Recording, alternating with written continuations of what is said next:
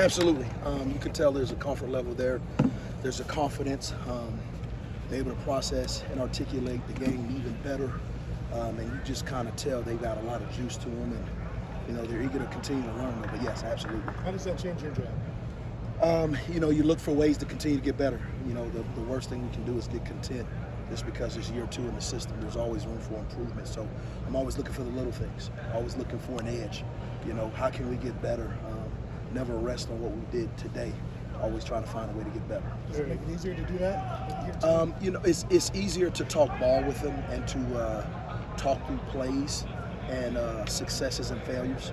So they understand, okay, dang, that's the why again. Okay, now that makes sense. Where last year was more still trying to get them to understand why that mistake happened.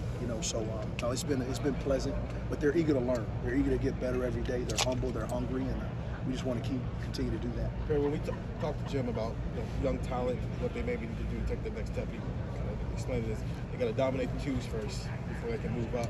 There's guys like Sonny and Kai, specifically the 2 young guys we're talking about. Have you started seeing them take steps in that direction? Yeah, absolutely. Everyone has gotten better in their own right, but there's still room for improvement. We're looking for those edges, those inches. What can we do to get better? So when their number's called, we make the play. So, everybody's getting better, including Kai and Sonny. But at the same point in time, we're still looking for ways to continue to get better, and improve. Never resting on that. Perry, we see the Cam running with the ones on Saturday. What's he done to earn that spot, and what's he got to keep doing to keep it? He's kept his head down and worked. And when his number's called, he's made plays. One thing about here, there is no entitlements. Everybody's got to come to work every day. We've been competitive in everything we've done, whether it be academically, in the off season, in the weight room, nutrition, in the meeting room, everything. We're competing in every facet of our players' lives. And right now, he's thriving in that environment, and he's answering the bell. So he's got to continue to do that. It seems like he and Lathan kind of took a little heat at the end of last year. Have you seen that fuel them this offseason and kind of maybe use that as motivation to get better? Yeah, there's heat on us every day, and it's just not Lathan or Cam, we're expected to play at a high level. We're expected to be elite. And so we got to come to work every day. We can't miss a day. We got to come to work every day, whether it's in the meeting or whether it's on the practice field. And that's the mindset from everybody, whether it be the safeties, the corners, everybody in the building, including myself. So that's the expectation, and that's what we expect every day. How's Jihad doing so far, Jihad Carter? He's doing well. I think when you make the transition from one school to the Ohio State, you notice instantly there's a difference, whether it be the competitive nature of how we go about our business or just in general, like, hey, these dudes go at it every day. And there's a reason why he wanted to be here. He wanted to be developed. He wanted to be even better than what he was at Syracuse. So he's come in, put his head down, no entitlements, no special attention. He just wants to get better each and every day, and I'm glad we have him. Is he a slot safety? Like with Josh Proctor, Go ahead. Before he made the decision to come back, obviously, this offseason, and what went into the decision to move him to the free safety spot after playing that game last year? We're always looking for ways to get better. And as I assessed, the situation with the safeties from last year to this year, I'm trying to find a way to what's going to make us the very best. What pieces do we need to put in place to make us the very best as a football team and as a defense? And so, I sat down with him. We talk as men, and I explained this is what I feel is best for us as a football team first. And then I think this is going to be best for you individually. There's 110% trust in the room, and that's where it starts. And so when we had that conversation, it was very easy because there's a real relationship, real trust, and real bond. Is Jihad a slot safety, or can he play the different spots? In our defense, they got to be able to play it all just because of the formations that we get from different offenses. So I don't pigeonhole them into one spot because they got to have enough ability to do more than one thing. So versatility is important. Obviously, when he was at Syracuse, he did that. So you see him moving around a little bit. So he has played the high safety at times, depending on the defense. He's played the slot, and he's played man, and he's been able to blitz. So the multiplicity of our defense for our safeties is critical in each and every position that we have. Following the Josh thing, how much of that is something maybe you see in Josh that might maximize him in that adjuster role versus maybe what you got from Lathan in that bandit role last season and maybe not wanting to move him off of that? My job is to always assess the room. always look for improvement. Never rest on what we did. Yeah, we made great strides as a defense last year, but there's still room for improvement. So we're continually to assess, okay, our players as well as us as coaches, myself, it starts with me. What can I do better to put these young men in a position to excel, to help this football team, to help our defense, and to continue to get better and better. So it was just a matter of just evaluating what we have coming back and what's the best fit for young men to excel with their God-given ability. Perry, with Josh, what's it like having a 24-year-old guy? I don't look at him like that, but yes, he just had a birthday last week. He's still a kid. They're all still kids. They're just playing a game of football that they love, and there's high expectations on them. But he comes to work every day. He understood that he needed to come back. He understood that there was more development for him, and it had nothing to do with age, because it's about a mindset. And so I'm glad he's back. I mean, he's worked his tail off, and you can see each and every day he's getting better and better, as we've done off-season workouts and in spring ball practice setting. He said he needs to just stay out of his own way. I think that's what Josh is just more of, just taking it one moment at a time. Don't be in a rush to get old. Don't be in a rush to go to the NFL. Don't be in a rush for the next day. Let's live in the moment. Let's live in the moment and be the very best version of yourself in the moment. And I think that's where he's coming from with that. Is there anything specific, a moment, a story you can point to articulate what his level of focus has been like since he came back? I think, he's built a lot of callous.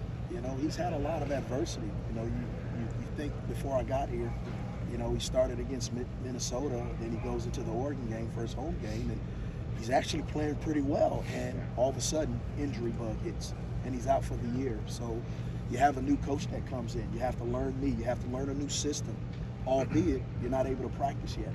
So I think the young man has grown tremendously through adversity and developed the toughness and the callous that it's going to take not only to be the very best version of himself now, but also in life. When you bring in a guy like Jihad, who has the experience playing at this level, do you look at the other guys in the safety room and see how they respond when you get on the field to a new guy coming in the room with experience? I love all my players. I love them all. I coach them all hard, but I love them hard. And so Jihad knew coming in, nothing's given to anybody in the building. You earn everything here. And so he knew coming in, I just want to compete. I want to develop. I want to be the best. I want to play at the best. And so, he's come in and he's worked, and I love it.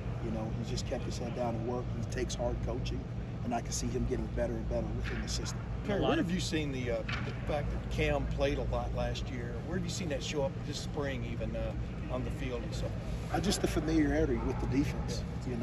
To me, that's where it shows up the most. And Cam knows and knew that he needed to continue to get better. He was injured a few times throughout the season, so just when he felt like he was getting in rhythm, here comes the injury bug. So, I told him, hey, you got to stay on the field and keep working. The whole process and the whole mindset and conversation in our room is just keep your head down, and there's always room for improvement. Constant and never-ending improvement. That's our mindset. Keep your head down, block out all the outside noise, and lock in, and let's get better each and every day. When you're playing guys for the first time extensively and stuff, as a coach, you got your fingers crossed nothing bad's going to happen, but probably there are going to be mistakes made, right, and stuff. Do you see this whole group as having gone through that gauntlet a little bit? Absolutely. We've tasted, we've felt, we've seen adversity. Yeah. So, going into this offseason, the mindset is I know what that feels like. I know what I need to do as a group and individually to get better. And that's the beauty of coming out to practice today, coming out to practice each and every day during spring ball, off-season workouts. We understand what high success is, and we understand what failures feel like. And so the guys have just got their head down and locked in and working. We know that you want guys to be multiple and be able to play all the positions. We know you have a lot of talented guys in there. But can you just take us through a little bit specifically with Sonny Styles, the process with a young guy like that of just trying to figure out what he does best, how this team can use it, where he best fits positionally? We've streamlined it for Sonny, so you'll see Sonny, more in a streamlined position to where it can excel and utilize his God-given ability. So the beauty of it now is year 2. I've been around the guys. They've been around me. I know exactly what they are and where their strengths are and we're continually to close the gap on their challenges. And so for Sonny, you know, it's just a matter of now, first year in spring ball. You got to realize Sonny didn't have a spring ball last year. He came in the summer, you know, and then all of a sudden, here comes fall camp as a 17-year-old. So now he's 18 years old with his first full spring, and he's excelling. And the beauty of it is, like I said, he's coachable. He understands the game of football, and he's hungry to continue to get better each and every day. With the nickel spot, you want a little bit of both, but when you're trying to evaluate who you want to put in that spot after having a year of it, what is more important, their responsibilities in the run game or their coverage ability? Both. You know, I mean, you can't have one without the other just because the offense can dictate, depending on a specific set, what that guy's job responsibility is and description is. So, you know, they got to be able to do both. It's not the easiest, but you don't come to Ohio State for easy. You come to Ohio State to be the very best, especially at BIA. So, you know, I'm pleased with where the guys are at so far, but obviously we still got room for improvement. And that's where the coaching, that's where the development comes in, and that's where the teaching comes in. And we spent all last season marveling at Lathan coming back from that injury and being able to play it all. And he played at a high level for most of the year.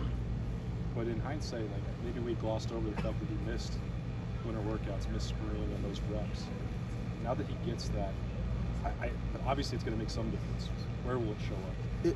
It's making a huge difference, you know, because now he has a spring under his belt where last year he didn't have a spring. But the thing is, we don't make excuses. You know, we don't say, well, he didn't have that. If you're out there for the Buckeyes, the expectation is that you play at an elite level, and you go out there and make plays and execute the defense or the assignments that's asked. You mentioned streamlining Sonny's role. Is that building off of what he did in that Georgia game? Yeah, to a certain degree, absolutely, absolutely right. What do you think that role can look like? I mean, you know, it still remains to be seen, you know. I mean, we're kind of dabbling in some things, you know, and this kind of, really and truthfully, we want him to be great at specific things instead of okay at a lot of things. So that's the conversation, what I mean by streamlining. So you won't see him in a lot of places. You'll see him pretty stationary in 1 to 2 spots. Kind of more of a situational role? Yes, absolutely. The buzz has been he's got to get on the field somewhere. I mean, it seems like he's that kind of player. But what's the buzz like when y'all talk about him? I'm a truth teller. So, you know, I know his strengths, I know where he's challenged, and I know what we got to do to continue to get better. But he is definitely going to help this football team, you know, win games and execute at a high level. Perry, what do you see from Malik? Really, really good. You know, Malik has come in and he just worked. You see the talent that you saw when he was at Lakota West.